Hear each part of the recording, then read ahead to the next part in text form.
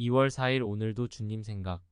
마가복음 12장 1절부터 10절까지의 말씀입니다. 교회의 새로운 장소에 공사가 시작됐습니다. 생각지도 못했던 일, 계획할 수도 없었던 기적 같은 일이 일어난 것입니다. 기도가 너무 필요해서 최대한 많은 분들에게 이 소식을 알리고 기도 부탁을 드렸습니다. 그랬더니 많은 분들이 격려와 축하 메시지를 보내주셨습니다. 정 목사 너무 축하해요. 그런데 그런 축하의 메시지와 함께 이런 메시지도 많이 왔습니다. 정 목사 참 대단해. 훌륭해. 이 말을 듣는데 두려움과 불안함이 엄습했습니다. 이런 식으로 연락을 주시는 분들에게 말끝마다 아닙니다. 거부하고 거절하는 것도 오히려 교만해 보일까봐, 혹은 형식적으로 보일까봐 그냥 감사히 듣고만 있었는데 여전히 마음은 너무 불편했습니다. 이 모든 것이 내가 이뤄낸 일도 아니며 내가 영광을 누리고 칭찬받을 일이 전혀 아니기 때문입니다. 그러나 이 모든 것을 알면서도 솔직히 마음 한켠에는 이러한 칭찬을 듣는 게 기분이 좋은 것도 있었습니다. 영광을 누리고 인정을 받는 게 왠지 지난 시간들을 보상받는 것 같은 기분이 들기도 했습니다. 내가 누려도 되는 거겠지? 이 정도는 누려도 되는 거겠지? 아닙니다. 단언컨대 아닙니다. 욕심은 무섭습니다. 분명히 포도원과 소출은 포도원 주인의 것입니다. 그러므로 농부들은 포도원 주인이 소출을 달라고 하면 줘야 합니다. 내 것이 아니기 때문입니다. 욕심 부리면 안 됩니다. 강탈하면 안 됩니다. 욕심에 지면 결국 때리고 빼앗고 죽이기에 이르는 것입니다. 욕심이 잉태한즉 죄를 낳고 죄가 장성한즉 사망을 낳느니라. 교회는 처음부터 끝까지 하나님의 것입니다. 영광도 그분의 것입니다. 찬양도 그분의 것입니다. 욕심내지 않겠습니다. 욕심에 함몰되면 예수도 배신해버리고 무시해버리게 됩니다. 이런저런 죄들에 휘둘리게 됩니다. 모든 것이 주님의 것임을, 주께서 달라 하실 때 기쁨으로 드려야 하는 것임을, 주님이 주인이시라는 것을 절대 잊지 않겠습니다. 그저 바오교회를 위한 성실한 농부가 되겠습니다. 2월 5일 오늘도 주님 생각 마가복음 12장 13절부터 27절까지의 말씀입니다. 첫 번째 나눔입니다. 가이사의 것은 가이사에게 바치고 하나님의 것은 하나님께 바치라. 감탄하라고 한 얘기는 아닙니다. 예수께서 그들에게 가이사의 것은 가이사에게 하나님의 것은 하나님께 바치라 라는 이 말을 하신 것은 그들의 속셈을 훌쩍 뛰어넘으시는 능력의 하나님임을 보여주려고 한 말이 아닙니다. 과시하기 위해서 증명하기 위해서 하신 말씀이 아니라는 것이죠. 이는 오히려 일종의 경고입니다. 까불지 마라. 그런데 이들은 이 이야기를 듣고 감탄합니다. 이들은 사실 감탄할 것이 아니라 회개를 했어야 하죠. 솔직히 예수님의 이 대답이 감탄할 만한 얘기이기는 했습니다. 그러나 예수님은 진짜 감탄을 위해서 이 말씀을 주신 게 아닙니다. 경고의 메시지입니다. 주님께서 주시는 메시지 앞에서 우리도 감탄하고 놀랄 것이 아닙니다. 이 주일 설교를 들으면서 그 주일 설교 내용의 날카로움과 지식과 해박함과 통찰에 감탄할 것이 아니라 분별하고 회개해야 합니다. 사실은 감탄이 나를 변하게 하는 것이 아니라 수용과 변화, 회개와 결단이 나를 변하게 하는 것이죠. 오늘 예수를 방해하는 이들은 바리새파 사람들과 헤롯 당원들이었습니다. 이들은 예수님의 엄청난 답변을 듣고 감탄했습니다. 그러나 감탄으로 끝났기 때문에 이후에도 이들은 계속 예수님을 방해하고 괴롭히고 트집 잡는 일을 멈추지 않았습니다. 예수 그리스도께서 우리에게 주시는 이러한 감탄할 만한 메시지를 들었다면 이제 수용하고 회개하고 변화해야 할 것입니다. 설교를 준비하는 저 같은 사람이나 설교를 듣는 성도님들이나 하나님의 말씀을 듣고 변해야 할 것입니다. 감탄은 시작은 될 수 있지만 신앙의 완성은 될 수 없고 신앙의 완성을 만들어낼 수 없죠. 하나님의 말씀 앞에 다시 한번 깨닫고 결단하고 변화하고 회개하는 신앙인이 되어야 될 것입니다. 두 번째 나눔입니다. 전제가 굉장히 중요한데요. 오늘 본문을 보면 부활 이후의 얘기를 묻고 있는 자들은 애초에 부활이 없다고 주장하는 사람들이었습니다. 결국 이들이 예수께 질문하는 것은 이것입니다. 7형제가 다 죽고 또 다시 살고 그러면 그 7형제와 각각 결혼했던 이 형수는 누구의 아내입니까? 이렇게 질문하면서 이런 말을 하고 싶었던 것이죠. 이것 보세요. 말도 안 되잖아요. 그러므로 부활은 없습니다. 죽으면 그냥 거기서 끝인 거예요. 사두개파 사람들은 예수께 이 이야기를 통해 부활이 없다는 것을 주장하고 싶었던 것입니다. 그런데 이야기를 듣고 예수님 이렇게 대답하시죠. 첫 번째로는 일단 부활 후 사람들은 너희들이 생각하는 것처럼 결혼하고 그렇게 사는 것이 아니다 라고 하는 예수님만이 알 법한 죽음 이후의 삶에 대해서 아주 간결히 설명합니다. 그리고 이어서 또 이런 이야기도 하시죠. 성경에 하나님은 죽은 자의 하나님이 아니라 산 사람의 하나님이다 라고 기록되어 있다라는 것이죠. 그런데 모세가 하나님을 만났을 때 하나님께서는 자기 자신을 아브라함과 이삭과 야곱의 하나님이다 라고 소개하셨습니다. 사실 아브라함과 이삭과 야곱은 이미 죽은 상태인데도 불구하고 당신을 이 이름들로 소개하셨던 것이죠. 분명히 산 사람의 하나님이라고 했는데 당신 자신을 소개하시며 죽은 이들의 이름을 붙여 자신을 설명한다는 것 너무나 모순적입니다. 그렇다면 왜 하나님은 자신의 이름 앞에 아브라함과 이삭과 야곱이라는 이미 죽은 사람들의 이름을 붙였는가? 그들은 살아있기 때문인 것이죠. 이것이 바로 부활이 있다는 증거입니다. 성경은 일관적으로 부활을 선포합니다. 부활의 예수님을 믿지 않는 기독교는 존재할 수 없습니다. 우리는 주님 안에서 영원히 사는 자들입니다. 부활을 믿는 자들이 오늘 내게 주어진 삶을 의미 있게 최선을 다해 선하게 살게 됩니다. 이 인생이 끝이 아니기 때문입니다. 그러므로 건강한 부활 신앙으로 살아가야 할 것입니다. 부활은 있습니다. 아멘. 2월 6일 오늘도 주님 생각 마가복음 12장 28절부터 34절까지의 말씀입니다. 결국 하나님 사랑, 이웃 사랑입니다. 이는 친히 예수님께서 말씀해 주신 가장 중요한 계명입니다. 10계명도 결국 1번부터 4번까지는 하나님의 사랑으로 귀결되고 5번부터 10번은 이웃 사랑으로 귀결됩니다. 독생자의 성육신도 결국은 사랑의 결과물이죠. 예수님의 십자가 희생도 사랑의 결과물입니다. 하나님께서 우리를 당신의 자녀 삼아주신 것도 사랑의 결과물입니다. 하나님은 사랑입니다. 요한복음에도 유명한 예수님의 가르침이 기록되어 있죠. 너희가 서로 사랑하면 이로써 모든 사람이 너희가 내 제자인 줄 아리라. 또 내 계명은 곧 내가 너희를 사랑한 것 같이 너희도 서로 사랑하라 하는 이것이니라. 사랑하라라는 이 명령 앞에는 항상 겸손해집니다. 하나님을 사랑하고 이웃을 사랑하고 있는 것 같은데 막상 이 명령 앞에 나 자신을 세울 때마다 부족한 사랑의 모습이 떠오르기 때문입니다. 어쩌면 그래서 예수님의 이 대답을 듣고 나서 그 뒤로는 감히 예수께 더 묻는 사람이 없었습니다. 이런 반응이 나온 건지도 모르겠습니다. 모두 마음 한켠에 숙연해진 것입니다. 사랑이라는 단어의 무게감 앞에서 한층 생각들이 깊어졌을지 모릅니다. 각자가 실천하고 있는 사랑을 점검하는 고요한 시간을 보냈을지도 모릅니다. 사랑하며 사는 중에도 끊임없이 나는 지금 사랑하고 있는가 자문해야겠습니다. 나는 충분히 사랑하고 있는가? 나는 여전히 사랑하고 있는가? 나는 진심으로 사랑하고 있는가?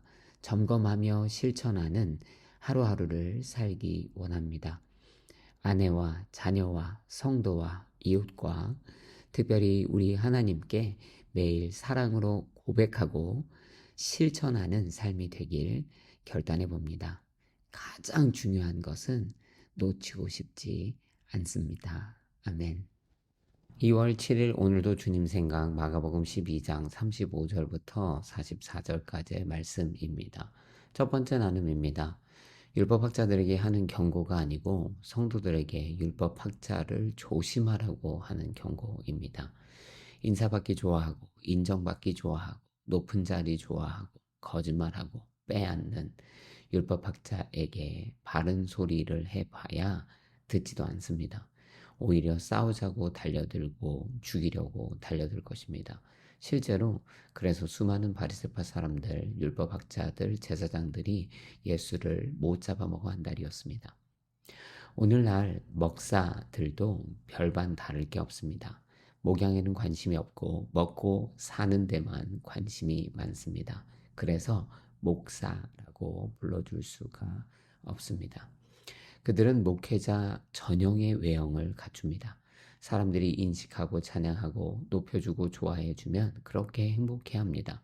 가는 곳마다 상석에 앉습니다. 보여지는 기도, 보여지는 신앙에만 관심이 많습니다. 실상은 그냥 종교 사기꾼입니다. 그들에게 잘못하고 있다고 알려주면 싸우자고 달려들고 죽이려고 달려듭니다. 모든 성도는 이처럼 잘못된 영적 리더를 조심해야 합니다. 분별해야죠. 과거 서빙고에서 청년들과 함께 모임을 하고 있었는데 한 성도님 한 분이 방 안으로 들어오셨습니다. 나이가 좀 있어 보이던 성도님인데 저에게 이렇게 말씀하셨습니다. 거기 청년 이리 와서 빨리 의자 좀 날라요. 밖에 사람들 오는데 앉을 자리가 없어. 빨리. 그러자 모임을 하고 있던 저는 약간 어정쩡한 모습으로 이래야 할까 저래야 할까 순간 멈칫했습니다. 그러자 다시 한번 그분이 서두르며 말했습니다. 아, 무슨 청년이 이렇게 굼떠요. 빨리 안 움직여. 그때 옆에서 같이 모임을 하고 있던 청년 중에 한 명이 이렇게 대답했습니다. 이분 청년 아니고 전도사님인데요. 그 말을 들은 저는 왠지 어깨에 약간의 자신감과 힘이 들어가는 듯한 느낌이 있었습니다. 그러면서 그 성도님을 보는데 그 성도님이 대수롭지 않은 듯 아무런 놀람 없이 이렇게 대답하셨습니다.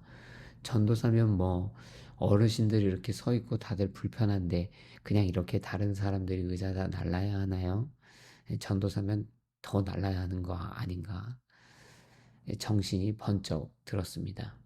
맨날 앉아있고 도움받고 섬김받고 사랑받고 하니까 해야 할 일도 까먹고 엉덩이만 무거워졌던 것입니다. 허울에 전도사 딱 새겨놓고 왠지 성도님보다 높은 사람이라도 된 것 마냥 교만했던 것입니다. 참 비수 같은 깨달음이 있었던 날입니다. 리더는 거짓된 리더가 되지 않도록 경계하고 또 조심해야 합니다. 팔로워는 분별하고 따라갈 수 있어야겠죠. 안타깝지만 갈수록 사건이 더 많아지는 시대가 될 것 같습니다. 진짜 모두 경계하고 조심해야겠습니다. 두 번째 나눔입니다. 예수님 참 짓궂습니다. 뭘 그렇게 험금함 맞은편에 앉아서 험금함에 돈 넣는 것을 보고 계셨을까요? 우리 간혹 결혼식장 가서 축의금 내려고 하는데 앞에 앉아 있는 사람이 혹은 옆에 서 있는 사람이 액수 보려고 하면 뭔가 좀 불편하고 하잖아요. 예수님 헌금함 옆에 우연찮게 앉아 계신 게 아니고 헌금함에 돈 넣는 것 보고 계셨습니다. 예수님은 우리의 헌금에 관심이 많으십니다. 더 정확하게 얘기하면 하나님은 우리의 헌신에 관심이 많으신 것이죠.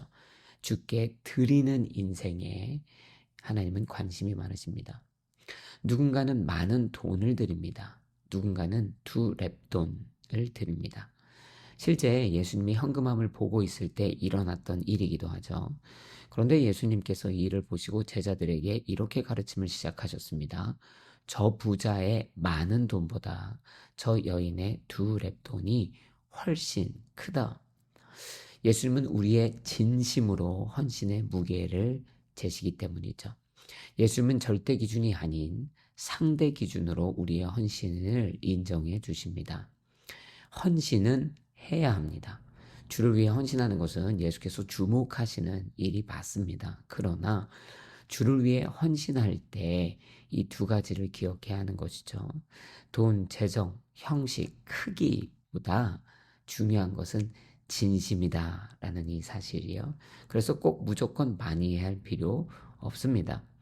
굳이 설명하지 않아도 하나님께서 내 속까지 다 아시죠. 그러니 내게 주신 것 안에서 최선으로 드리면 됩니다. 예수님은 과부에게 1달란트 헌금하라고 하시지 않는다는 것입니다. 주님 앞에 헌신하되 진심으로 헌신하고 내게 주어진 것 안에서 최선으로 헌신하는 본질적 헌신을 주님 앞에 드리는 내가 또 우리가 되어야겠습니다. 아멘. 2월 8일 오늘도 주님 생각 마가복음 13장 1절부터 13절까지의 말씀입니다. 첫 번째 나눔입니다. 세상의 화려함과 웅장함을 보면 영원히 안 끝날 것 같습니다. 그러나 예수님 말씀하시죠. 여기 있는 돌 하나도 그냥 쌓여 있지 않고 하나같이 모두 무너질 것이다. 세상의 그 어떤 화려함과 웅장함과 강력함도 영원한 것이 없습니다. 그러므로 이런 세상의 유물과 화려한 것에 현혹돼서는 안 됩니다. 마지막 때가 되면 이러한 눈에 보이는 영광들이 우리를 끊임없이 유혹할 것입니다. 서로가 서로를 이러한 유한하고 근시안적인 것으로 주목시킬 것입니다. 선생님, 저것 좀 보십시오. 참 모순적입니다. 성전의 주인 되시는 분을 앞에 두고 성전 건물을 좀 보라고 소리치는 제자들의 모습이 말입니다. 가장 영광스러운 분을 앞에 두고 그분의 영광에 발치도 안 되는 건물에 시선을 빼앗긴 제자들의 모습이 참 안쓰럽고 답답합니다. 생각해보면 그랜드 캐년 가서 눈으로 그 위용을 담기보다 사진 찍느라 정신이 없어서 다녀왔는데도 실제 본 기억이 없는 사람들이 많은데요. 그럴 거면 그냥 엽서나 사진전을 보는 게 나을지도 모르겠습니다. 세상의 영광에 현혹되어 예수님을 향한 시선을 놓치는 실수를 범해서는 안 될 것입니다. 세상에 금방 사라질 영광에 취해 영원한 구원의 영광을 놓치는 치명적 실수를 범해서는 안 됩니다. 눈앞에 계신 영원하신 예수를 놓치지 말아야 합니다. 두 번째 나눔입니다. 어쩌면 우리는 예수님께서 제자들에게 말씀하셨던 이 시대를 직접 살아내고 있는지 모르겠습니다. 예수라 주장하는 사람이 넘쳐나고 전쟁과 기근의 소식은 온 땅에 가득합니다. 곳곳에서 지진이 일어나고 교회를 향한 정치적, 사회적, 개념적 핍박이 꽤 강도 높게 실현되고 있습니다. 많은 이들이 믿음 때문에 상징적이 아닌 문자적으로 법정에 서게 되고 고소당하고 징역을 살기도 합니다. 그리스도는 이렇게 말씀하셨습니다. 어느 누구에게도 현혹되지 않도록 조심하라. 이제 디지털 시대는 목소리도 똑같이 복사하고 얼굴도 똑같이 복사합니다. 내가 하지 않은 말을 내 얼굴에서 내 목소리로 나오게 할 수 있는 시대입니다. 어쩌면 무엇이든 조작이 가능한 시대가 된 것이죠. 거짓 뉴스가 판을 치고 한 나라의 대통령의 얼굴과 목소리까지 도용되는 그런 시대입니다. 예수 그리스도 안에서 그러므로 정신을 바짝 차리고 끝까지 견디는 사람이 되어야 합니다. 그리고 복음을 세상에 전해야 합니다. 이것이 마지막 시대를 사는 우리가 지녀야 할 모습입니다. 성령님이 도와주실 것입니다. 지켜주실 것입니다. 말하게 하실 것입니다. 가능하게 하실 것입니다. 아멘. 2월 9일 오늘도 주님 생각 마가복음 13장 14절부터 27절까지의 말씀입니다. 첫 번째 나눔입니다. 오늘을 너무 여유 있게 사는 것 같습니다. 오늘은 마지막 날의 다른 이름일 수 있습니다. 본문에 예수님께서 말씀하시는 마지막 때는 그야말로 충격적입니다. 끔찍이라는 단어로 쉽게 설명하지 못합니다. 그런데 더 큰 문제는 이러한 마지막 날이 언제 올지는 사실 아무도 모른다는 사실입니다. 오늘일 수도 있고 지금일 수도 있습니다. 그런데도 여전히 많은 이들이 오늘을 너무 여유 있게 삽니다. 오늘이 마치 보장되어 있다는 듯이 내일의 해가 반드시 뜰 거라는 듯이 삽니다.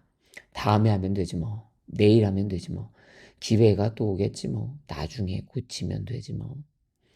마지막 때의 징조가 한두 개가 일어나고 있는 시대가 아닙니다. 마지막 때의 징조가 넘쳐나는 시대입니다. 징조로만 본다면 지금 당장 예수님 오셔도 이상하지 않을 그런 시대라는 말입니다. 그러므로 오늘이라는 삶의 가치를 조금 더 신중하게 대할 필요가 있습니다. 우리는 영원한 삶의 가치를 두는 사람들이 맞습니다. 그러나 그렇다고 해서 오늘 이 땅에서의 삶을 중요하게 여기지 않는 사람들은 아니죠. 그러므로 언제 끝날지 모르는 이 땅에서의 삶에 하루하루 조금 더 충실하고 경건하게 살아야 할 것입니다. 갑작스런 엔딩을 맞아도 후회나 아쉬움, 슬픔이나 노여움, 그리고 부끄러움이 없도록 오늘이라고 하는 하루를 최선을 다해 또 경건히 살아가는 신앙인이 되어야 할 것입니다. 두 번째 나눔입니다. 주님은 반드시 다시 오십니다. 딜레이는 말 그대로 연기지 캔슬이 아닙니다. 예수님의 재림이 늦어지는 이유는 우리 때문입니다. 하나님의 은혜입니다. 저는 다시 오셔서 심판하시고 구원하실 예수님을 믿습니다. 이 일이 반드시 일어날 것임을 믿습니다. 신앙인들을 제외하고 혹시 이 글을 실수로라도 읽는 사람 중에 아직 예수님을 모르는 분이 있다면 꼭 예수님에 대해 듣고 알고 믿으셨으면 좋겠습니다. 유일한 구원자 되시는 예수님을 모두가 믿었으면 좋겠습니다. 예수님만이 우리의 죄를 씻어 주십니다. 예수님만이 우리의 구원을 완성하십니다. 예수님을 믿지 않으면 예수님 다시 오실 때 철저한 심판을 받게 될 것입니다. 그때 가면 늦거든요. 예수님 아직 재림 안 하셨으니 지금이 기회입니다. 예수님을 믿으세요. 아멘. 2월 10일 오늘도 주님 생각. 마가복음 13장 28절부터 37절까지의 말씀입니다. 첫 번째 나눔입니다. 하나님께서는 왜 그날을 아무도 모르게 하셨을까요? 부모님이 출타할 때면 이런 말씀을 하셨습니다. 엄마 아빠 저녁 8시까지 올 테니까 그때까지 숙제 다 해놓고 TV는 딱 1시간만 보고. 그러면 밝은 목소리로 이렇게 대답했습니다. 네. 그러나 부모님 딱 나가시자마자 바로 TV부터 켰습니다. 그리고 딱 도착하시기 10분 전에 TV 끄고 냉장고에서 찬 물병 가져다가 TV 위에 올려놓으면 금방 식어버리기 때문에 완전 범죄였습니다. 집 문을 딱 열고 부모님이 들어오셨을 때 공부하고 있는 자녀들을 보면 깜빡 속기도 하는 것입니다. 완악한 인간들이 참 많습니다. 미리 알려주면 이처럼 머리부터 굴립니다. 그날이 오기 전까지 맘대로 살다가 그날이 오기 바로 직전에 안 그런 척 준비하고 있는 것입니다. 깨어있다 못해 아주 바짝 경계되어 있고 준비하고 있고 계획하고 있습니다. 깨어서 기껏 한다는 것이 속이는 일이라니 참 한심합니다. 그러나 우리 하나님 그런 것에 속으실 분도 아니고 그런 일 자체가 가능하지 않도록 만들어 놓으셨습니다. 그래서 그날은 모두에게 비밀이 된 것입니다. 그날이 언제 올지 모르니 매일을 그날이라고 생각하며 사는 게 가장 큰 지혜입니다. 두 번째 나눔입니다. 그날은 아무도 모릅니다. 하나님 아버지만 아십니다. 그러니 누군가가 그날을 안다고 하면 다 이단입니다. 무조건 사이비입니다. 잘못된 신학이며 교리입니다.